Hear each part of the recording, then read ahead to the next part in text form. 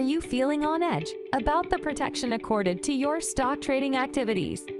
Does the fast-paced, overwhelming amount of data and information of stock market trading worry you? Let us explain how we can allay these concerns. At Bursa Malaysia, we offer a vibrant and diverse marketplace that provides easy access to a wide variety of investment products, connecting you to a comprehensive capital market ecosystem. Apart from having the most number of listed companies among ASEAN exchanges, we also offer you broad investment opportunities in various other securities and derivatives, amongst others, exchange-traded funds and structured warrants. Looking at this large pool of investment options, you may ask what is being done at Bursa Malaysia to monitor the market, ensuring your investment security. How do we guarantee a safe and secure investment experience for you? Well, this is where the market surveillance team in Bursa Malaysia regulation steps in to ensure that the marketplace is orderly and fair. The team at Market Surveillance comprises dedicated analysts hailing from all corners of the finance and capital market industry, where their expertise is pooled to ensure our markets trade in a vibrant, orderly, and fair manner. And at the backbone of the market surveillance team is an advanced real-time automated surveillance system. This includes a system that powers the surveillance work in more than 50 of the world's largest markets and regulators. A wide range of market misconducts are monitored, from price and volume manipulation to insider trading as well as front-running, amongst others. Alerts triggered real-time by the system get immediate attention from our analysts who use multiple analytical and visualization tools to analyze trading irregularities. Should suspicious trading be found, preemptive actions such as explanation of our observations will be undertaken with the affected brokers, so that swift rectifications can be made to curb escalation of these activities. If the irregular activities are more serious in nature or the errant parties are recalcitrant, an investigation report will be prepared for possible enforcement actions. After a brief understanding as to how market surveillance operates to safeguard the integrity of the marketplace, let us look at what is done to ensure timely disclosures by our listed companies.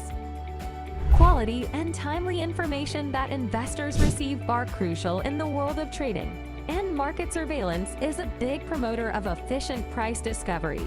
Therefore, in the event a stock shows unexplained large price movements coupled with high trading activities, we will issue an UMA query, short for Unusual Market Activities query, to the affected listed company. The UMA query is a disclosure tool used to prompt the affected company to inform the public of any internal developments which may affect its share price. Given the rise of investment gurus and advisors on social media and chat rooms in the investment circle, surveillance has increased its attention on these forums to monitor their activities. To safeguard your investments, we urge you to be aware of the credentials and reliability of these advisors and obtain investment information from reliable news sources, and also through Bursa Malaysia's website on bursamalaysia.com. Bursa Malaysia has in place strong surveillance capabilities through our advanced surveillance systems, as well as a dedicated team of analysts, so that you are assured of a transparent, secure, and efficient marketplace for your investments.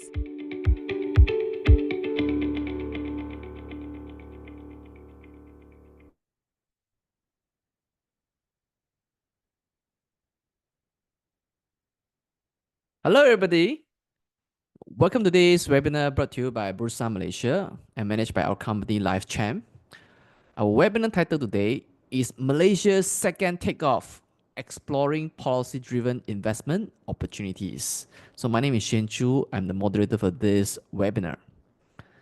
Now, Malaysia is at exciting crossroads. We are preparing for a second or even more transformative leap forward with a bazooka of new policies such as NETR, NIMP 2030, and our NSS, which is National Semiconductor Strategy, etc. So we have a lot of policies that are being considered right now. And this is a unique opportunity for us to explore how these policy-driven initiatives are shaping up our country's growth and the investment opportunity for investors. So joining me in this session is Yuan Tingjin, who is a CFA and CQF from Tap Optimus in Berhad. Now, before we begin, let me just do a disclaimer. Whatever share in this session is only for educational purpose. In no way that we give any recommendation for you to buy or sell any listed securities that we mentioned here. If you decide to make any investment decision, you're solely responsible for all investment risk. Now, allow me to briefly introduce our speaker today. Tingjin, or TJ, is a distinguished CFA charter holder and Chief Operating Officer of Tech Optimus. With 10 years of experience, TJ brings a wealth of experience and a proven track of success. So he was a former equity research analyst and a proprietary trader, and he now spearheads the team that emerged as champions in the inaugural Bursa Invest Hack 2020. So this is none other than Mr. Yuan Tianjin. So TJ, how are you today? Hi Shane, hi audience. Good day everyone.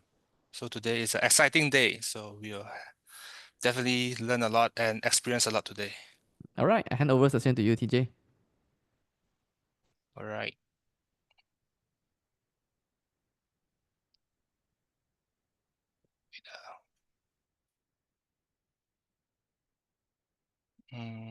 I was seeing the slide with this book.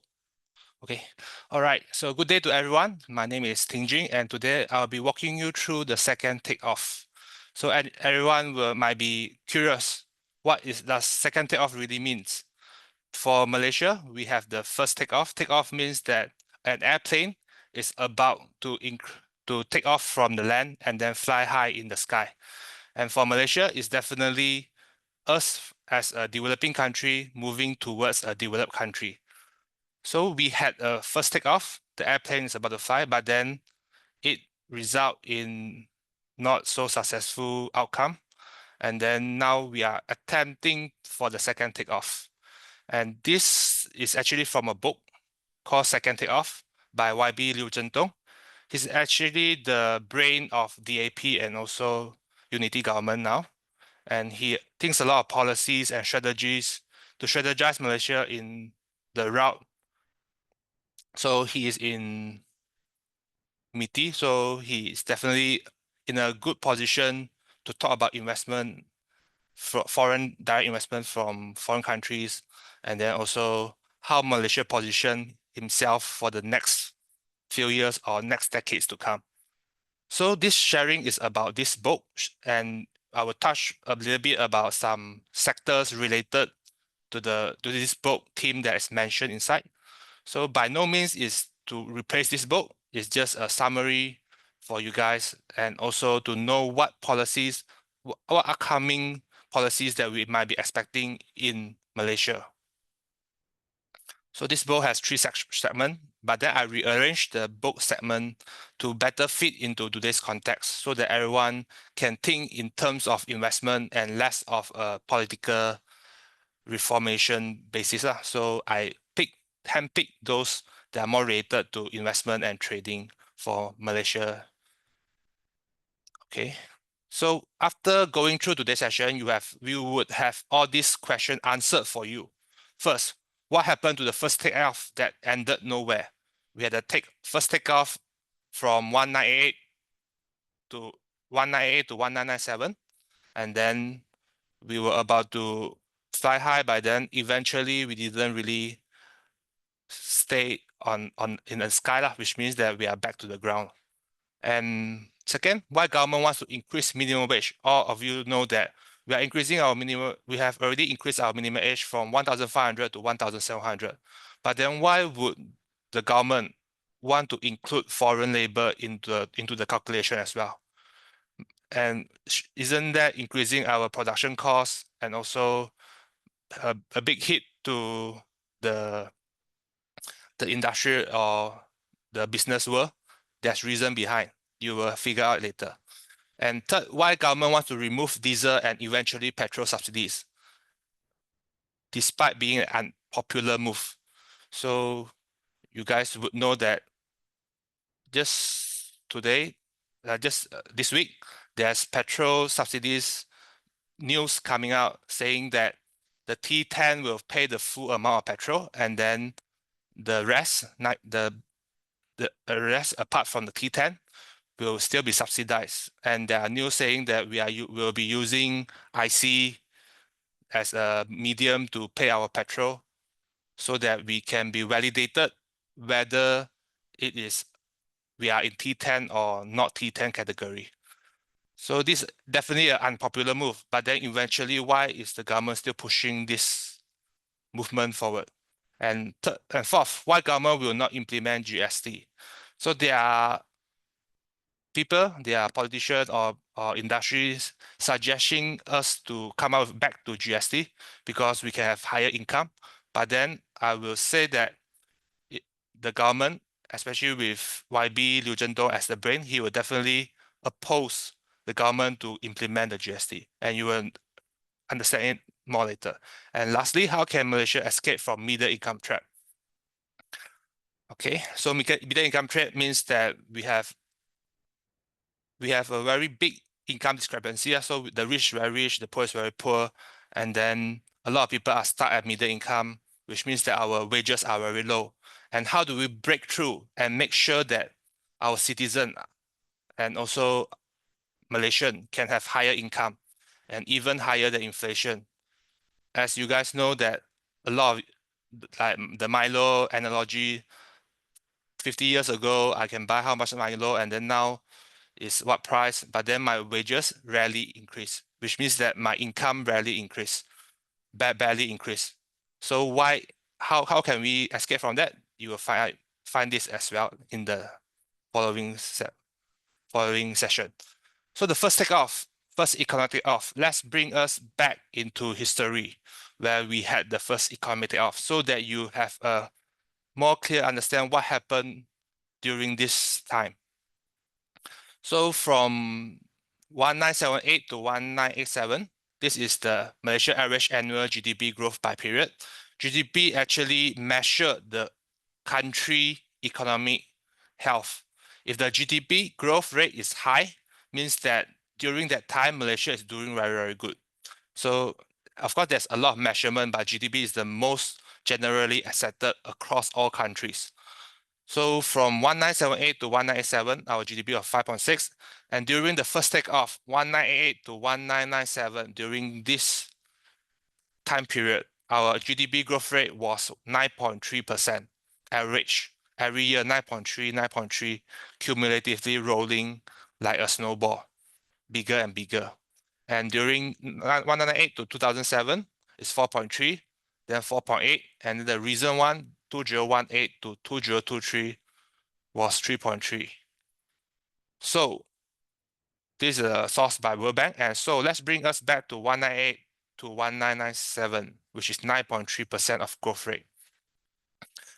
During that time, there's a lot of public servants, including teachers, which is the first takeoff, they opt for early retirement to go into business and also work for private companies, because private companies actually pay a very high income, and also there's a lot of incentive, and business is very good throughout that time, the first takeoff.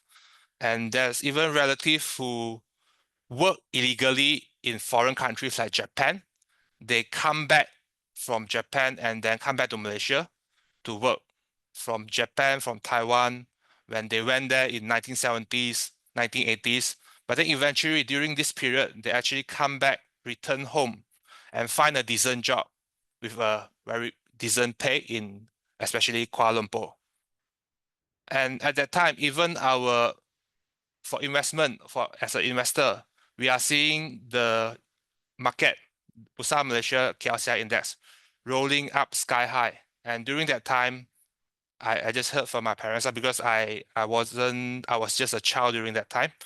So at that time, you buy any stocks, the stock is going up, shoot up, which means that if you buy a stock and then you hold it, random stock, any stock that you pick, then in a very short period, you are eventually a millionaire, or you are becoming very rich.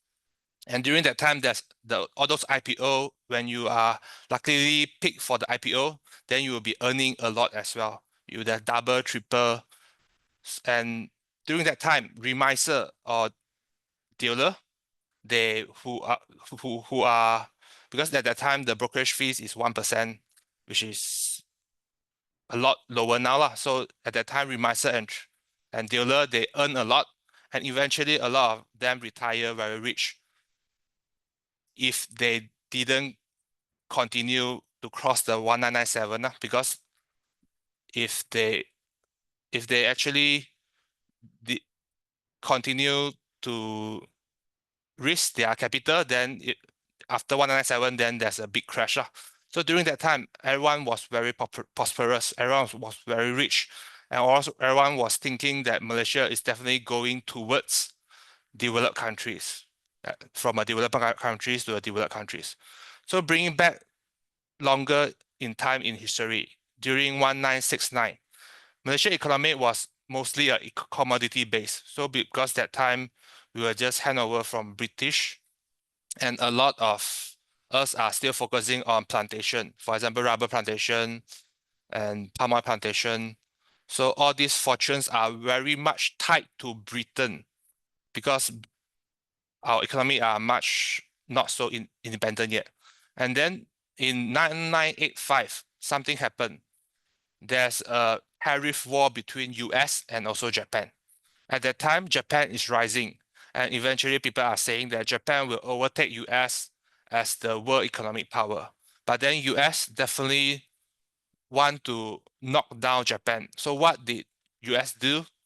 They actually forced Japan to appreciate their currency, which is Japanese yen, and resulting in a lot of Japanese firms, they cannot sustain. And eventually, Japanese, South Korea, Taiwanese supply chain all are messed up. And then a lot of them are searching for a lower and cheaper production sites. And eventually, Malaysia in 1986 accepted all those foreign direct investment because there's a push and there's a pull.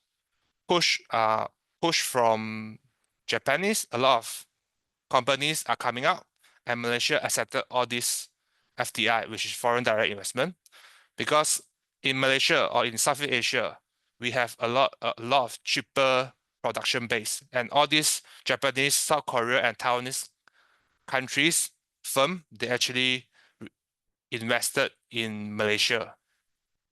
A lot of big names in Penang, in KL, a lot of new foreign company coming in and build their base and also eventually bring up Malaysia business ecosystem. And then we had our first takeoff. But then eventually in 1997, what happened? We actually had the Asian financial crisis. So everyone remember George Soros, he attacked Thailand, and Thailand baht was attacked, and then eventually George Soros also attacked Malaysia ringgit. And at that time, we pegged our currency to 3.8 to USD. And so that was a big crisis for Asian countries, including Malaysia. Actually, at that time, there's already a big crisis, but then George Soros see the opportunity and then further hit all the countries in Southeast Asia. Okay, so coming into 1998, we have a political crisis. There's for Indonesia, because the whole Southeast Asia, including Thailand, including Malaysia and Indonesia, are all attacked. Our Indonesia dictator president Suharto, he actually being the empire fall, and then for Malaysia, our then finance minister Dato Sri Anwar Ibrahim was also caught and also prosecuted, and then there's a lot of political crisis. And then from then on, a very big thing happened in 2001, which is China joining the World Trade Organization and becoming a very cheap manufacturing base for the whole world. A lot of investment flow into China, and then from then until now, Malaysia is stuck in a low wage model because there's no transformation and wages are low, quality growth based on unskilled labor because we are very much relying on the unskilled foreign labor model previously. So that was the first economic takeoff history. And what is happening today? We have poly crisis. We have multiple type of crisis happening. First, COVID-19. We are still not out of pandemic yet, as we are seeing cases of mutation of Omicron and other kind of virus. And all these are still happening in Malaysia, in Singapore, in the whole region. And it's getting still serious from time to time. And then we have a climate crisis. We are seeing our sea level higher, and then the weather is very extreme now. And now it's pretty hot. And then sudden there's a very big flood in Malaysia, and then we are also seeing a lot of earthquake in other countries happening. So there's a climate crisis with the sea level higher and global warming. Next is the supply chain disruption. We are seeing that US is imposing tariff, and then the entire supply chain is messed up. And there's even some countries undergoing war, like for example, Ukraine, Russia, and also Gaza, Israel, and a lot of and previously even Pakistan and India having some conflict, and we are seeing a lot of great power rivalries and causing the supply chain to be really, really risky. Because if you are only relying on one base, if all your manufacturing is in China and then in one country, then if there's a disruption, then you can't have your goods ready and the supply chain will be disrupted. Supply chain means that the entire flow of goods, because to be able to manufacture something, you will need multiple raw materials from all countries, and you might be importing certain raw materials from one country and another country. Then only you can have the goods manufactured ready to be sold to another country. So that's the entire supply chain. So Malaysia actually is in a very strong position during COVID-19, because Malaysia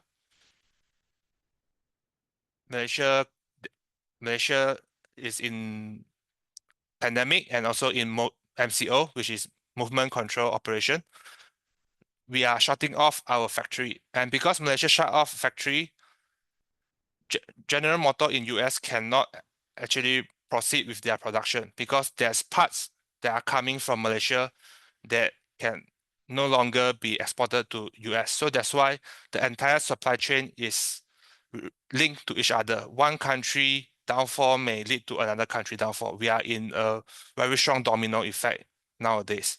And inflation, definitely, we are seeing rise in fuel price. We are seeing rise in gold price and a lot of inflation.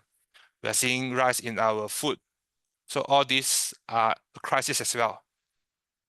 So mixing up all this, we are seeing, you may see that, wow, the world is so calm or so bad now.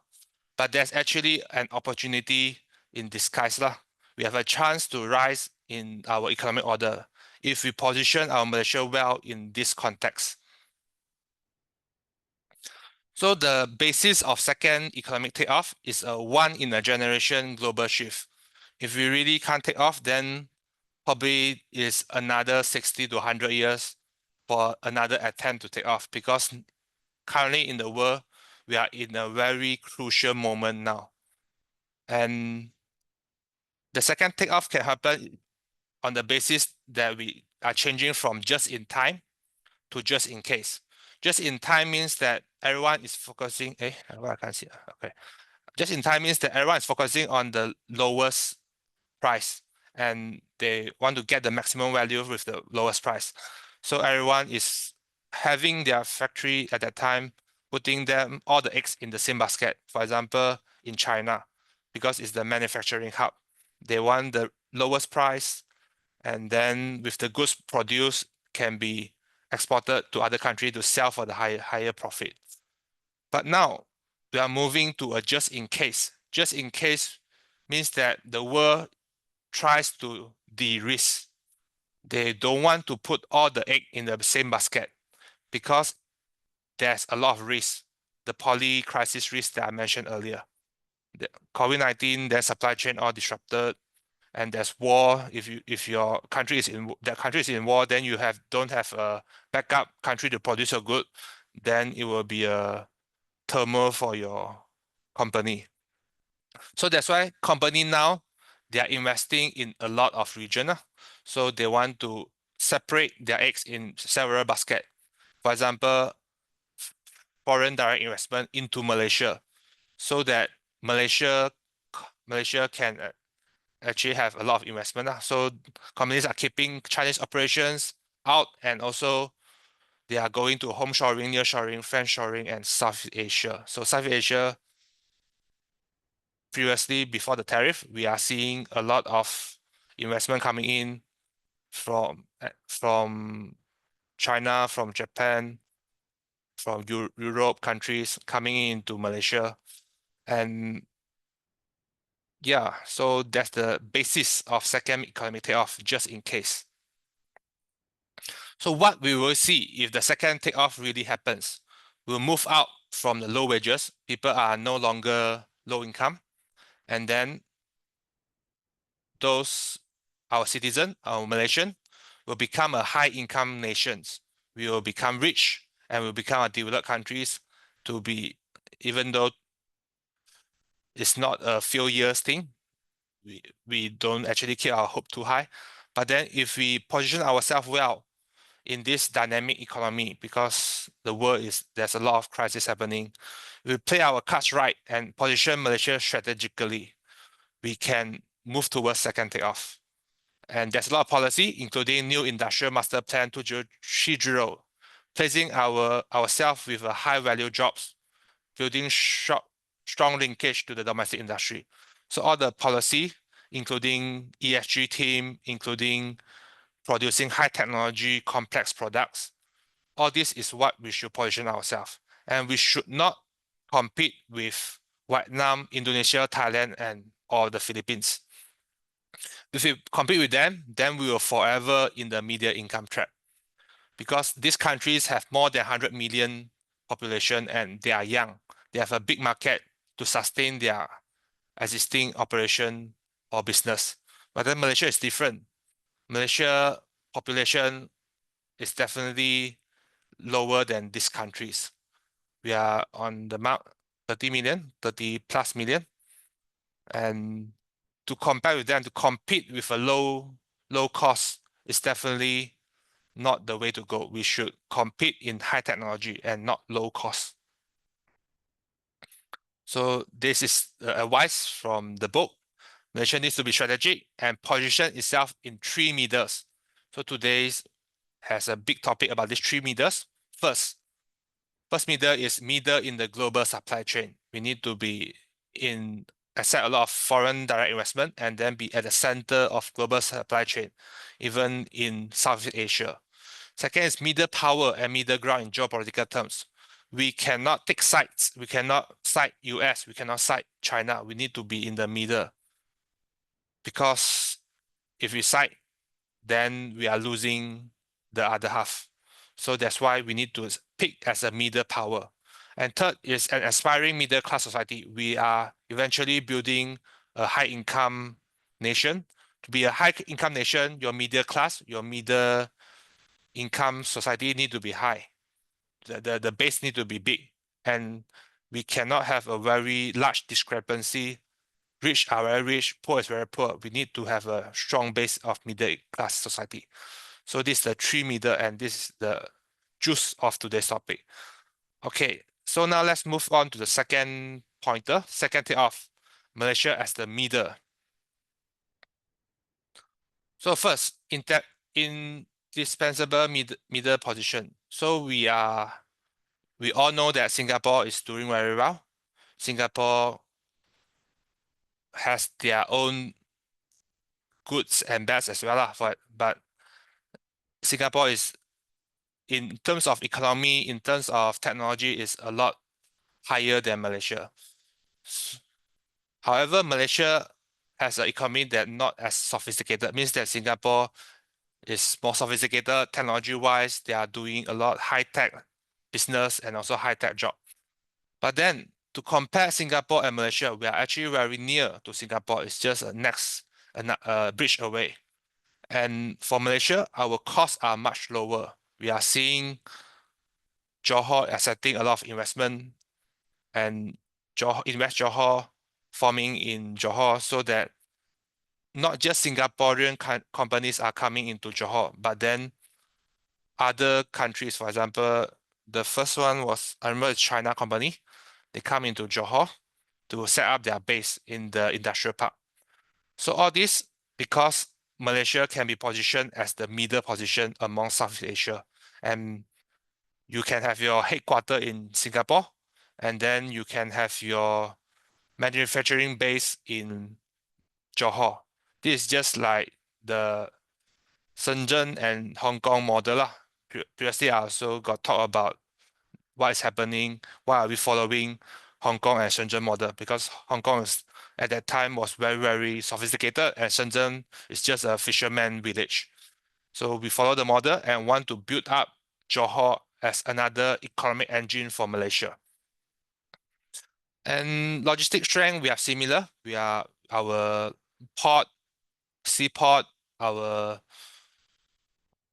logistic are all equivalent strength, and we are both next to Malacca Straits. And we have a large English educated workforce as well, and common law framework. All these are very much similar with Singapore. However, there's more than 1 million Malaysians working in Singapore, and all these, they are actually ready to come back to Malaysia if Malaysia can offer at least a 2/3 pay to Singapore. And this is just another cycle. If we do it well, we position it well, and Malaysians who are working in Singapore coming back to Malaysia is just like the first takeoff, where Japanese Japanese illegal worker, when Malaysian went to Japan to work, went to Taiwan to work, went to South Korea to work, they will actually come back to Malaysia. And then we actually have all our talent pool back into Malaysia, and Malaysia can rise again with smart and very talented Malaysian. Actually, we don't have a talent problem, we have a pay problem. That's what addressed by YB Liu Zhendong, which is, if we can increase the pay, then there's definitely no talent problem. And second is middle power aspirant, which is US is still the boss of the world, which is the highest GDP and regarded as the first country in the world, as the best country. But then now the ranking is challenged by China and Russia. And we are seeing a lot of extreme countries, extreme position of between US and China, and there's a lot of trade war happening, technology war happening, and hopefully not a physical war happening, because there are sounds that if the war break out in between India and Pakistan, or if there's a war break out in Taiwan, it's definitely a very bad thing happen to our world lah. So that's why Malaysia should not take sides. Malaysia should be friendly to both sides. We cannot side China, we cannot side US. We need to be at the middle. And because these few days we are having ASEAN summit, ASEAN conference, and there's a lot of roadblock as well. So we are leading ASEAN, and we need to position ourselves well. We should not compete, we should collaborate with all the ASEAN countries. And the third middle, which is middle class. So in 2001, when China joined the WTO, the middle class citizen in China was less than 100 million. And now in 2022, because the book was around that time, the book was out last year, and his statistic was up until 2022, there was middle class citizen more than 400 million. And Malaysia need to aim for higher and technology based AI, automation, advanced technology stuff. And we cannot see ourselves to compete with Indonesia, Vietnam, Thailand, or Philippines. Those countries have a lot of big population, and Malaysia, rather to import foreign labor or trying to compete with a low cost, is not the model that we should go with. Instead, Malaysia should focus on technology and build a supply chain integration with all the Southeast Asia countries and not compete. We should be collaborating. So with this in mind, we are able to build a middle class society. Later on, you will see the linkage. Now you may be still blur a bit. So in Malaysia, our wage, D1 means the lowest 10%, 1,482. This was in 2023. And D5, 2,600.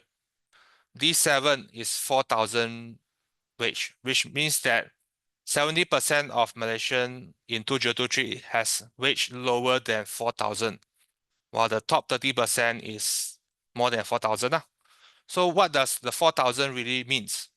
4,000 means that it's the threshold for Malaysia to pay income tax. We need to always file income tax, but then to pay income tax, the threshold is actually more than 4,000 ringgit monthly wages.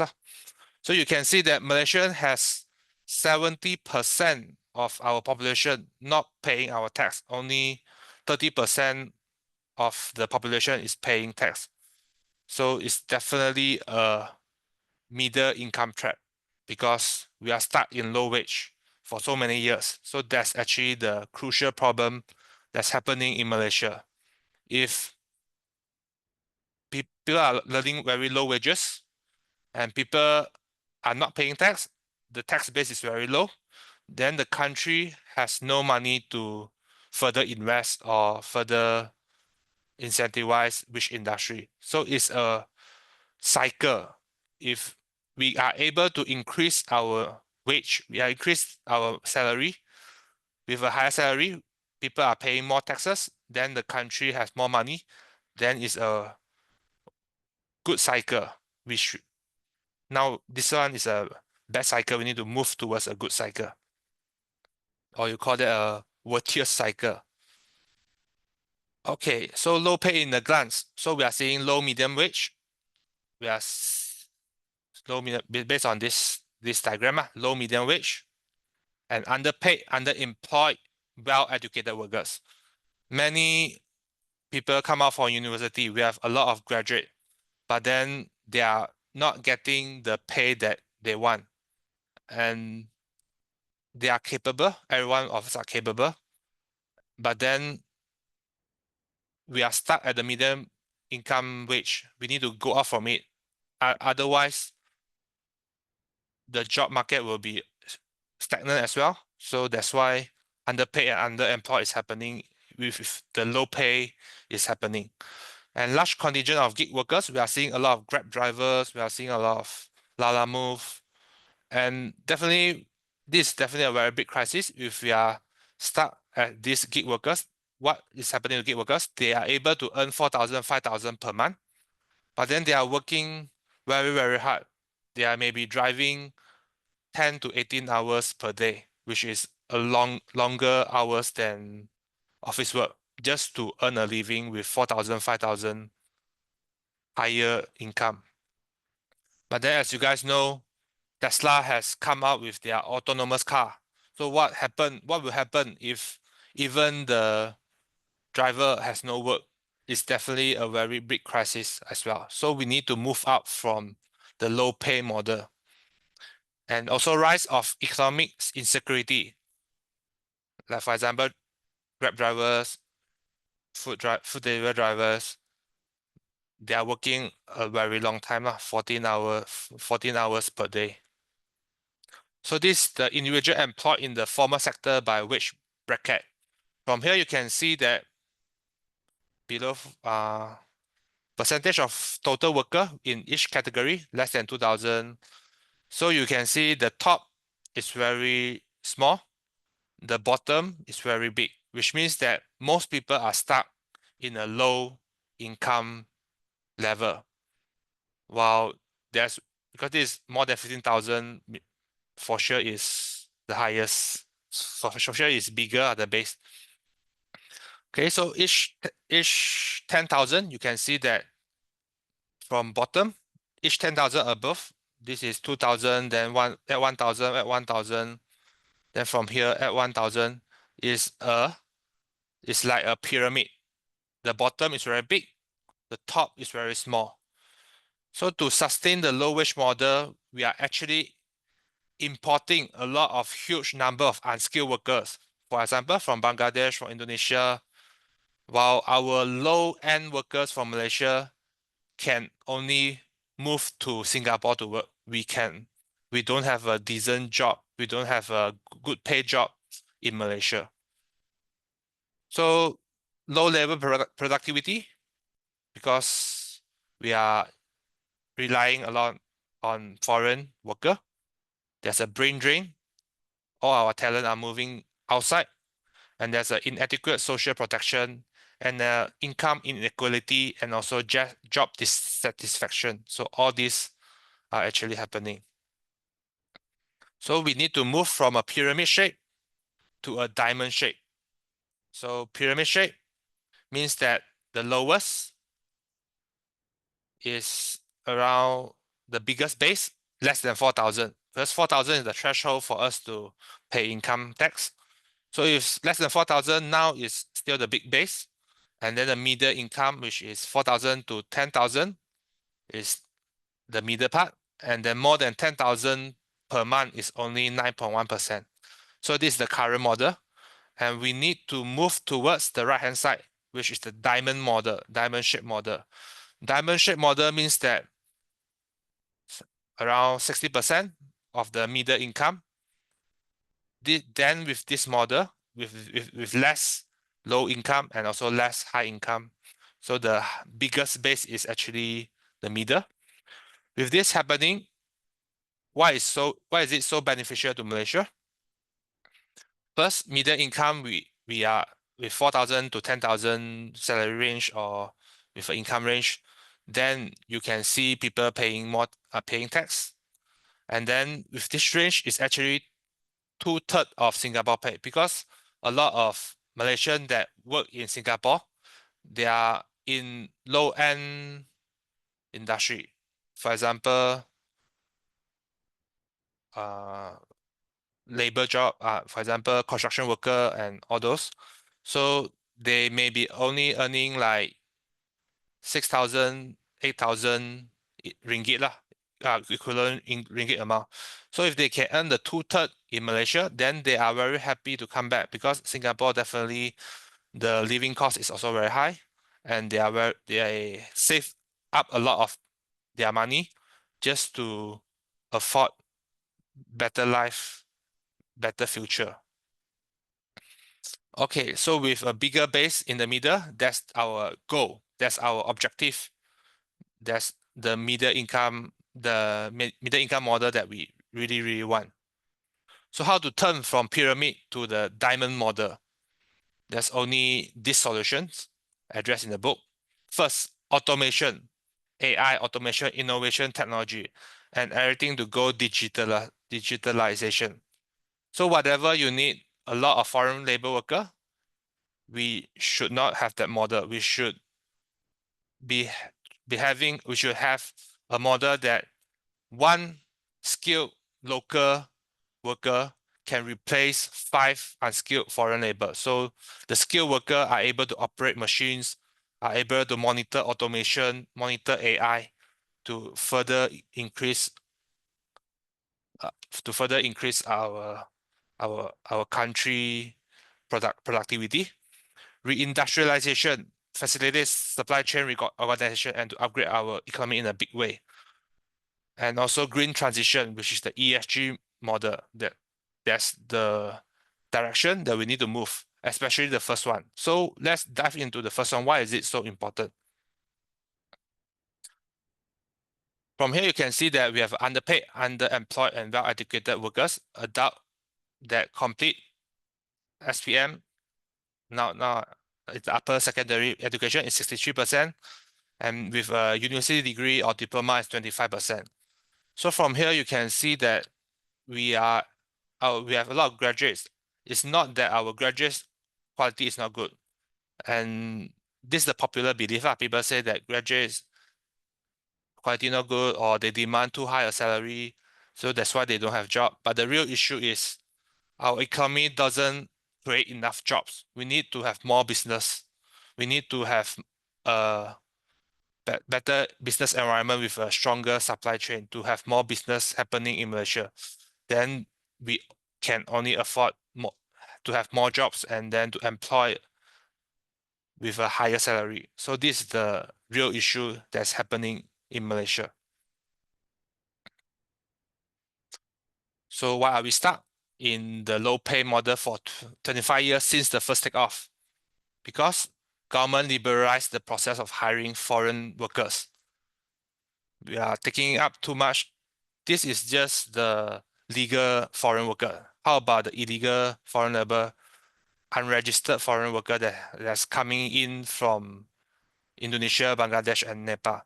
We are relying too much on foreign labor because if you are relying on them, that means you are competing at the low cost model and makes up 1/5 of the total employment, which is very high, and heavy dependence on unskilled foreign labor. I'm sure there will be a question asking, then what will happen to Indonesia, Bangladesh, and Nepal worker? I haven't seen the question from your from the chat box, but then the answer will be we should not compete. We should not import foreign unskilled labor, but then we should actually, when we are wealthy, we should invest in these Bangladesh and Nepal countries. We should have our factory, our business expanded to all these countries so that both our countries and their countries will prosper at the same time. So that's why at first I asked why government wants to increase minimum wage, including for foreign labor. So it's a carrot and stick problem. The carrot, which means is luring you to move forward, is a handhold the industry to automate. The government is actually pushing all the industry to automate, to go through AI. So if one could turn a task that requires 10 unskilled foreign workers into one skilled position, then the Malaysian skilled position will have double or triple the original salary. So that's why we can increase the wage up. If we stick means that it's like a rotan beating you from behind. So we are disincentivize the use of foreign worker by making them more expensive to hire, especially for large firms. So now we are having tier basis. If you are a big firm and you are hiring above a certain threshold, above 10,000 foreign labor, then your levy cost will be very high. So that's why government is using a stick, forcing companies not to rely on too much unskilled foreign labor. Malaysia has no talent problem. Malaysia has a pay problem. So this is very important. For example, in Singapore, Malaysia residing in Singapore, there's 1.13 million. And Malaysia, they are moving between Singapore and Malaysia. There are 300,000 every day. And rental in Singapore has risen 30%. So we should not see Singapore as a competitor. We should be a collaborator. And we are looking to increase our jobs to 2/3 of Singapore wages so that there are no shortage of high-skilled Malaysians who are now migrant workers in Singapore. With a higher skilled Malaysian in Malaysia, of course, the basis is the pay need to be higher. So that's why there's the carrot and stick model implemented by the government. How to end low pay, upgrade wage and jobs, creation of high-skilled jobs. So this is definitely a virtuous cycle. If everything goes up in a good way, higher job, more talent, economy better, salary higher. So it's a cycle. So this need to be pushed by the government. if we stick on the low pay, then we are going only downwards. So by having the state will have to take on an active entrepreneurial role, means that even the state government will need to bring in more business, bring in more investment to build up more business to make it more available in Malaysia. So why government will not implement GST? So if we have a low tax revenue, 70% of us are not paying tax. And if we implement GST, then there's a full blanket tax, means that all of us will need to pay tax, regardless you are poor, regardless you are rich. So the poor will become even poorer. And definitely there will be anger within Malaysian with the GST coming back. And even my income is so low, why am I still taxed? So the right solution would be raising the wages, raising the household income, so that more people have higher income and they can pay a higher tax. With this model, is the right way to go, instead of putting a GST just to increase the contribution to the government income. So that's why, if as YB Liu Zhendong is the strategist, this is the direction they are moving, the lower tax revenue, raise wage, higher tax. GST is definitely not the way to go lah. On foreign direct investment, we need to think about what sort of investment industry we wish to attract into Malaysia. We do not guarantee anything to lead to decent paying job, but then at least all these foreign investment company need to utilize our talent lah. So there's a condition from this FDI lah. So they need to train out our talent so that our talent are capable, and eventually they even may start a business around that ecosystem. So all these are very important with more foreign direct investment coming in. It's not just number, it's actually a way to push Malaysia forward into a developed countries. And the third part, Malaysia policies and economic impact. So everyone is talking about Madani economy, but then we rarely know what is Madani means, or what's the benchmark for Madani. So from the board, we have a few KPI. We need by 2033, which is the KPI for the current government. We want to be the top 30 globally by GDP. And we want to be the top 12 globally in the Global Competitive Index. Fiscal deficit of 3% or lower, labor share income at 45% of GDP, all this, including female labor force. Participant reached 60%. So this is the KPI as an aspiration of Madani economy. So they have two themes. One is sustainable economic growth and one is inclusive development. So you are hearing our Prime Minister saying we need to lift the floor and lift the ceiling. Ceiling means that our high income bracket, we need to hit higher. The floor means our minimum wages, so that all the population in Malaysia are able to earn a decent income. So raise floor, raise the ceiling. So that, and with the 7 aspiration is the Madani economy aspiration model lah. Of course, there's a lot of national investment aspiration, but I won't go in detail into that. There are missions coming up from them and why it matters. Now I'll move into the more interesting part, which is the investment related stuff.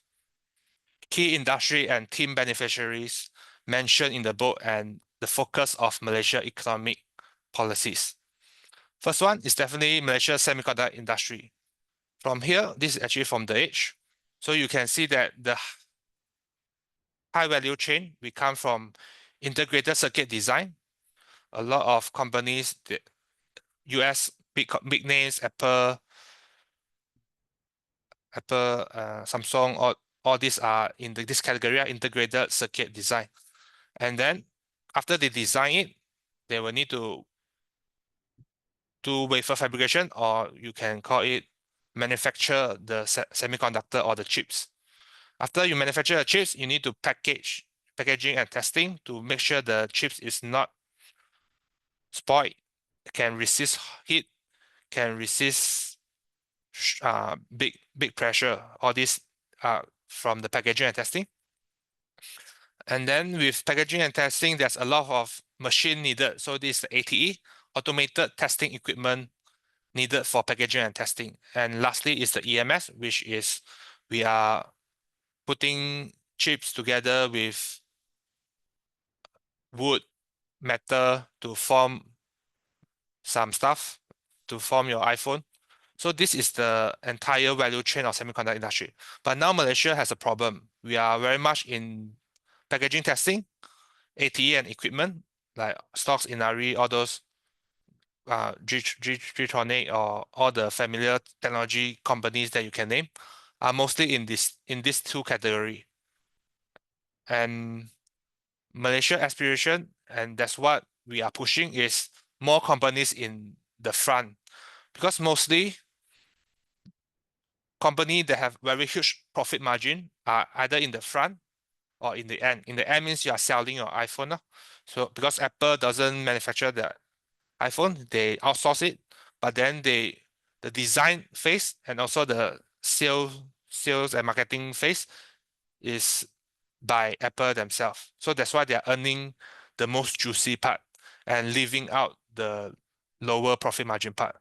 So that's why you are seeing more policy like the semiconductor policy coming up. We want to move upwards to the supply chain. So if you want to have companies that are in this supply chain, then precision engineering is definitely a very strong team play. So this precision for now we have less company here lah. We are mostly here, but then precision engineering is one of the team play for our semiconductor industry, and then you can see some names of precision engineering. So this called a team play means that one team called precision engineering. Then what stocks is in this team? You can see, for example, Notion, FP Tech. Why are they in precision engineering team? All these are listed out here. The next focus will be electric vehicles as a catalyst for the next generation of mobility. Okay, so Malaysia actually has a lot of capability. We even have the necessary natural resources to manufacture the battery, which is the most crucial and most expensive part of the electric vehicle. And Malaysia can develop the industries along the EV battery supply chain. Malaysia has very strong automotive supply chain.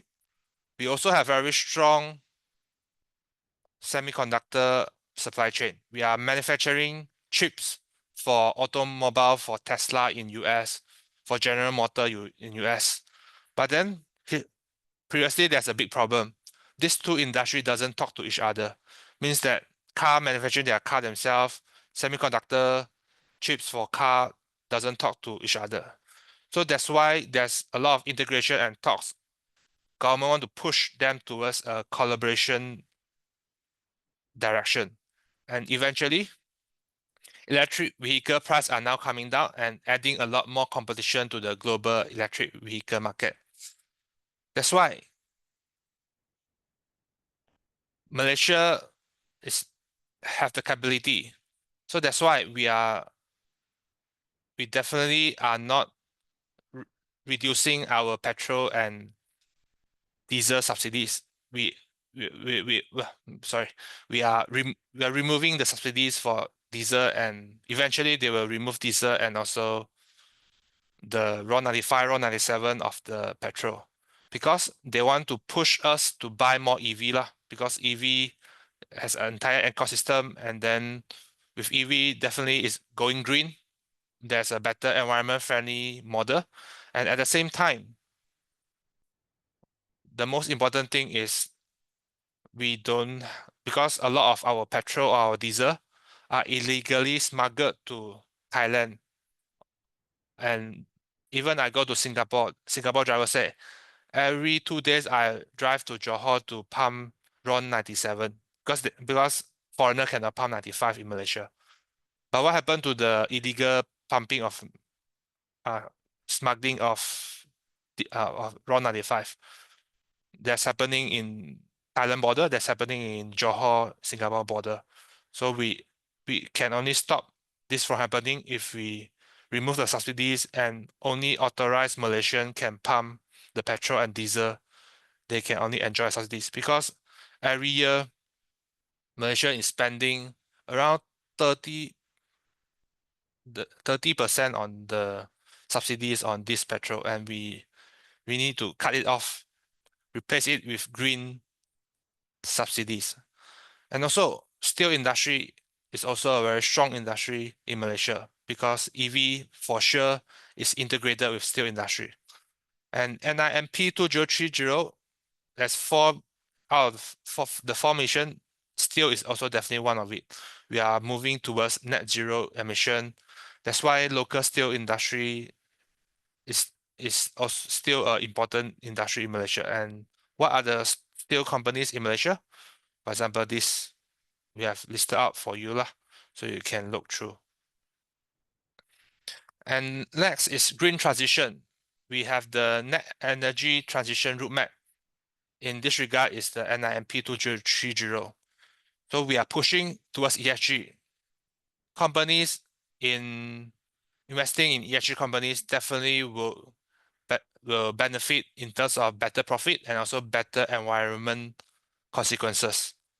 So we have already signed the Paris Agreement, and then we are looking forward to move toward net zero emission by 2050. And this is actually a very big economy. Imagine the solar panel.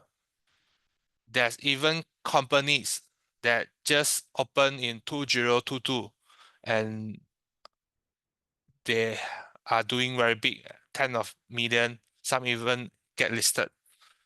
That's why all the green technology industry is very important and is within the policy from Malaysia government. Electricity generation, like hydro generation, hydrogen energy, all these are linked to each other. Clean energy equipment, renewable fuel production, green finance. So bank will also incentivize your company if you are going green. So if you catch my talk last year in Busan as well about Sarawak, then I talk a lot about green hydrogen. You guys can search on YouTube lah, because LiveCham also still hosting the video. And so we are pivoting from fuel subsidies to green subsidies. We need to remove fuel subsidies because one of it, fossil fuel are bad for the climate. And then we need to solve the poor public transport problem. If public transport is not solved, then people, if we just very rough to increase the fuel subsidies, is actually very bad to our country. There's a statistic saying that whenever fuel increase, there's more accident and death on road. Why is that happening? Can you think of the linkage? When the fuel price increase, there's more death on road. The reason is simple, because when fuel price increase,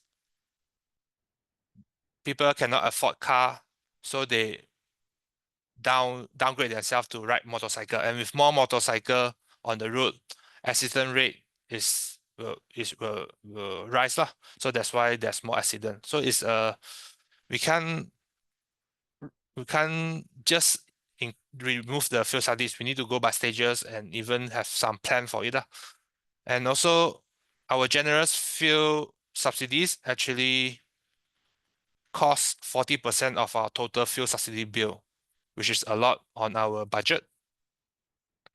And the price gap from Malaysia fuels and also Thailand, and the difference between the price of petrol and diesel between Malaysia and Thailand and Singapore actually cause a lot of diesel smuggling, which means that they just need to pump full tank petrol and drive to Thailand and sell there. So that's what happening lah. Every day we are seeing all this thing happening, and that eats into our income our Malaysian money. So we need to move from fuel subsidies to green subsidies. There will be one-time subsidies for purchase of EVs, phase removal of diesel subsidies, and only followed by petrol subsidies much later. And also subsidies for electrified bus. So what team, this one, EV team, EV stocks has a few lah, but then I didn't list the team here. Okay, and also ESG practices. Everyone is talking about ESG, but then it's still very new to among retail investor. So for ESG, if you don't know how to see ESG, you can straight away go to Bursa Malaysia website. There's a ESG FTSE for good team play. There's a you can just search for FTSE FTSE for good GOOD. Then you will see the list of all Malaysian stocks with a ESG grading band. So you can have the 4-star, means the top 25% ESG practice, good practice firm in Malaysia listed company. So if you pick the highest band, the top 25%, definitely your stocks are the better one, because in terms of green, in terms of renewable, they are doing good lah. So we also list the team play out in our website lah. Okay, so from land capital to tech capital, we should not focus too much on land and resource base. Instead, we should focus more on tech base or capital base, so that we can bring better healthcare, bring better jobs for Malaysians, stop even for GLCs. They should stop acting merely as a private players trying to extract maximum profit. They should actually develop the right industries. So this is for GLCs based on the book. Need to position from land, because our GLC has a lot of land. For example, SIMW, for example,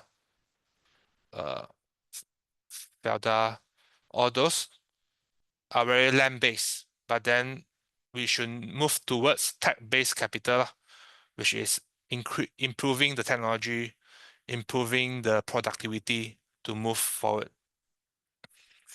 And for urbanization, there's a big plan for KL as well. So now we are seeing that most of us work in the middle of the city, and we are living outside the donut. So that's why we have so much traffic jam. So the good policy model is actually we have more houses at the middle of this place, and also affordable, so that people travel less. They can have closer workplace from their home. So this is actually a REIT model. So if even next time you may see retail REITs, which means that the REITs is just like a fund. And after they raise the fund, they will buy property, for example, pavilion REITs, and then they will pay back a very high dividend back to investor. So next time you even will see retail REITs. For example, people are raising money with REITs and then buy residential REITs and then rent it out to people working at the middle of the city. So this is another type of REIT model, which is suggested by YB. Public transport, no amount of road construction. So regardless we build how much road, the number of cars and population will definitely still spike up. So that's why we need to solve the public transport issues. We need to have more first and last mile connectivity. Now we have MRT, but then even with MRT, you need to drive to the MRT station to take MRT, which is very inconvenient. So the better model is we need to have the first, which from your house to the MRT, for the house to the bus station, there's something catered in between. And the last mile, which is from MRT to your workplace. So all these need to be solved. This is a slide that made by myself. So we used to have Proton, and then we become very car-centric. With a car-centric model, public transport is definitely not developed. So that's why our public transport system has a lot more room of improvement. So instead of car-centric, we should move towards public transport-centric. Instead of petrol subsidies-centric, we should move towards green subsidies-centric. And also, Johor, the land is 3 times the southern Johor is 3 times the land of Singapore.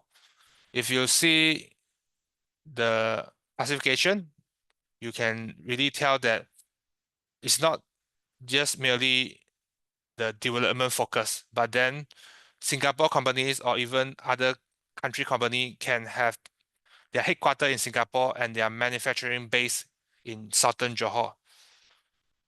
Even healthcare, even tourism, there are certain part of it catered for Asia. I've talked about it in very detail in previous Johor team play lah. So this is a Johor team play, which is much connected. Why Johor should rise up? Because we cannot just merely rely on one economic engine. We cannot just merely rely on KL to be the sole economic engine. We need Johor to rise up. We need Penang to rise up. We need Sarawak to rise up. All these are the focus. And eventually the whole country can prosper together. And Johor has a very good model because it's very near to Singapore. And that's why there's the Johor Singapore Economic Zone, Special Economic Zone, develop, and there are more companies investing in Johor to tap into the supply chain. Another thing is flood mitigation because of global warming and rainfall. There's very serious flood happening in KL in 2021 to January 2022 in all these over the 5 decades. 2022 we have floods in Kelantan and Terengganu. 2023 we have floods in Johor, the worst flood in 17 years. Even for Sarawak, we also have flood in Bintulu recently. And climate change will continue to affect us in multitude of ways. So that's why flood mitigation is also a very important team play for us to move forward. We need to have flood mitigation for KL, for Selangor, for Johor, to ensure that we are not affected by the high rainfall level. And before I open to Q&A, I still have a few more slides. Middle power, we should not take sides. We may benefit from US-China trade war, but Malaysia has to be cautious not to take sides. So that's why you are not hearing any of our government officers saying that they pro-China or they pro-US, because we need to be in the middle. That's actually very important because if in this new world order, there's a multipolar and two extreme of power rising. So next time, US will not be the only best country, the largest economic power country. China and US will come hand in hand.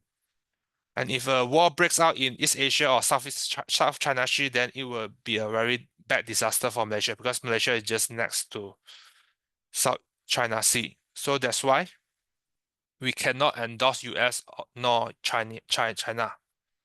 We need to stay at the middle. So this why middle power is so important for Malaysia to position ourselves. Of course, US tariff hike on China has some stocks that benefit from this team play. We are seeing stocks from this team play increasing a lot. So second takeoff success measurement. We measure by GDP growth. We measure by foreign direct investment figure. We want to increase the medium wage of Malaysia. And we want to ensure that not just KL is prosper. We want to disaggregate the social economic outcome. We want Johor, we want Sarawak, we want Penang, we want KL to prosper together. There's multiple economic engine in Malaysia. And of course, impact of our activities on the climate, ESG, green energy, all these are the focus of Malaysia government. Okay, with now I'll open up for Q&A.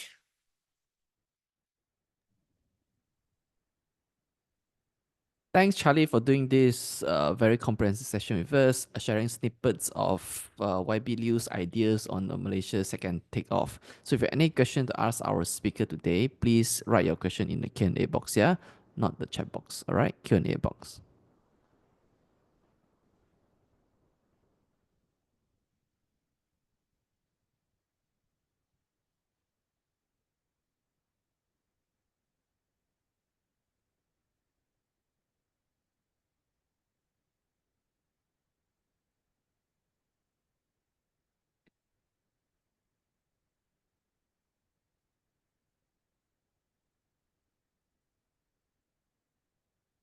Are there any questions? I think all the questions are in the chat.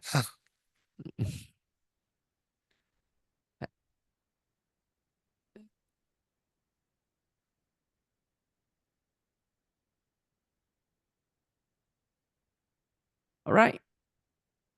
So TJ, the first question is, can you comment a little bit about the oil and gas industry?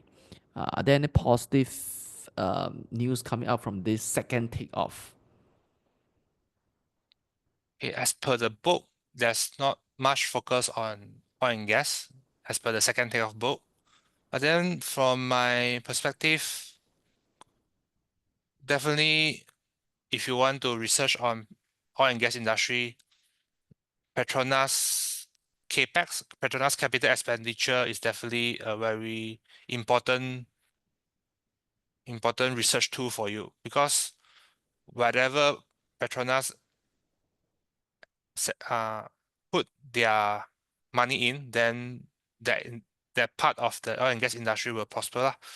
So from here you can see that we are actually moving towards Petronas, and all the earnings from the petrol will not go to the central government, but then Sarawak will also get a higher cut from with the revenue from the oil and gas industry. So from here, I would say that it's actually beneficial for Sarawak companies, because Sarawak is actually not a state, it's actually a federated state. They actually have a higher status than other state. So with stronger autonomy, with all the oil and gas income, then Sarawak is definitely very important, and that's why they will fly as well lah.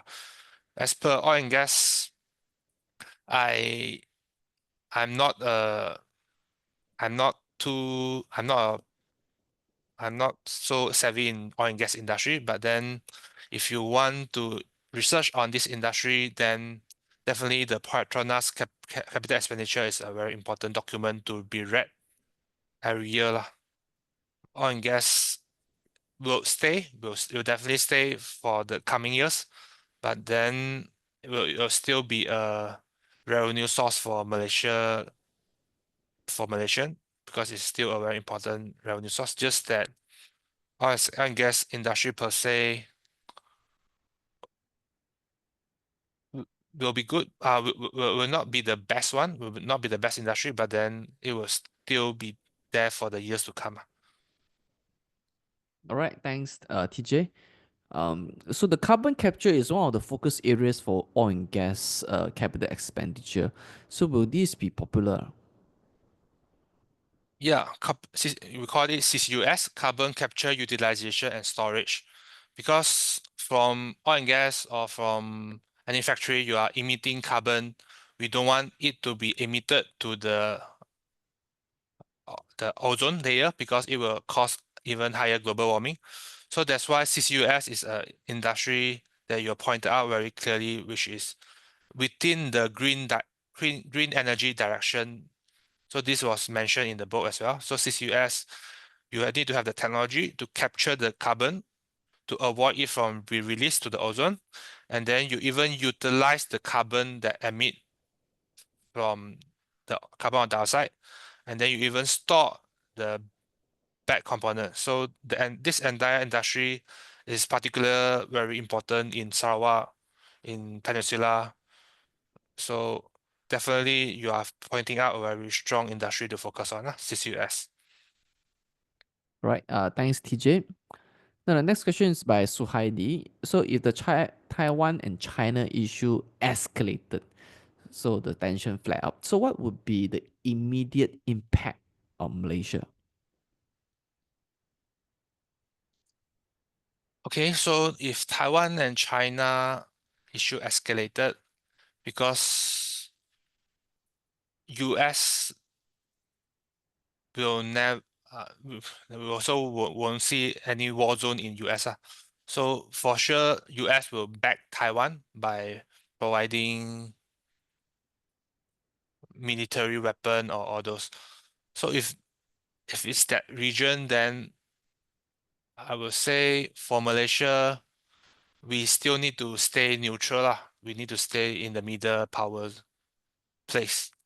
As long, of course, it's something that we do not want to happen, all this geopolitical issue. And we are seeing bits by bits of war in all area of the world. So if Taiwan escalated, because there's still a lot of important industry in Taiwan, for example, TSMC, semiconductor industry, although some of them have already shifted to US, but then they are still in they are still in Taiwan, and then there's a lot of technology-based collaboration between Taiwan and also Malaysia companies as well. So that, of course, the supply chain will also get affected. And if this get affected, then there will be outflow of investment from Taiwan into Malaysia. So with this happening, I would say it's not a good thing to say lah, which might be there will be investment inflow for Malaysia if the war happened in that region or the issue escalated, which is not something we want to see also lah. But then how the world turns, we are just, because in Malay there's a proverb say, gajah gajah bergaduh, peluduk mati di tengah-tengah, which means that we as a small country, we cannot stand among the elephant. If we stand in the war zone, then we will get crushed by the big giant. So that's what the peribahasa I roughly is that lah. I from my memory. And if we stand in one side, we will get crushed. We can only stand outside of the war zone. So anyone can correct my peribahasa. I also long time didn't use that peribahasa. Gajah gajah bergaduh, peleduk mati di tengah-tengah. Something like that. That's why as Malaysian, we need to stay neutral. We need to stay at the middle power, which we would not side either China or US. We will just stand at the middle lah. Yeah, I think one of your last slide indicate that the projection by YB Liu is that if there's any war that break out in East Asia or in South China Sea, that war could lead to World War III, right? That's what is written here. Yes. So this could be the worst outcome now. Okay, the worst outcome of, obviously we hope that this doesn't happen. So we hope that China will address the Taiwan issue amicably, okay, or diplomatically, without leading to any kind of arms conflict. All right. The next question is by Patrick. He's asking, for all the plans that the government announced, right? Do you know what is the timeline that they are looking at? Let's say we talk about the likes of NETR or NIMP or National or NSS, right? National Semiconductor Strategy, right? Do you know what is the timeline that we're looking at? So they have the policy and plan listed out. For example, in NIMP 2030, we have the plan listed out until 2030. And then we'll move back to the Madani model, which is the KPI for the government itself, which is this by 2033, the aspiration, what we want to hit by then. We not just the economical success of Malaysia, we also want equality among labor between male and female, and also our human development index.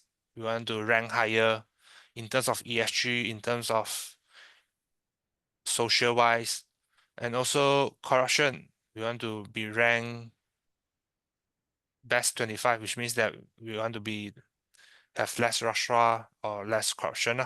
So all these are the KPI under the Madani economy aspiration. And of course, NETR, National Energy Transmission Roadmap, all these are policy and roadmap. So it will divert the direction of Malaysia. All these are there so that we go green, we go AI advancement, technology advancement, we go towards the direction. So all these are there to drive the direction of business owner. For example, any business, we should talk about ESG, we should talk about technology. So all these are based on the policy lah. I'm not sure whether I answer your question, but then that would be my take. All right, thank you so much, TJ, for sharing with us this topic, which is the idea by YB Liu on the Malaysia's second takeoff. So that's all the time we have for Q&A today. So maybe allow me to share my screen. Just give me a minute.